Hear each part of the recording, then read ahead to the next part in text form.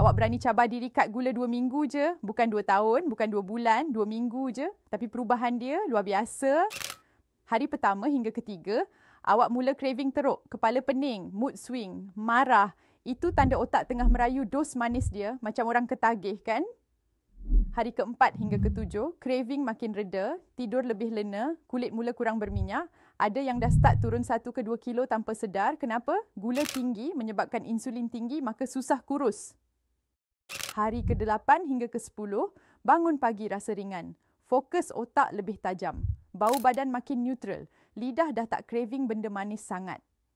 Hari ke-11 hingga ke-14, kulit lebih cerah natural. Jerawat kecut, perut kurang kembung dan hormon pun mula stabil. Kalau awak TTC, ni waktu subur rasa lebih smooth.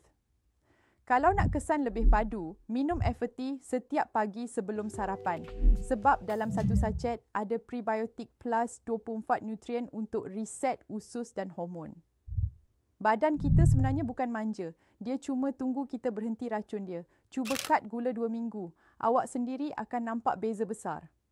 Komen saya on kalau nak cuba cut gula 2 minggu. Kita buat sama-sama okey dan jangan lupa tag kawan yang kaki air manis.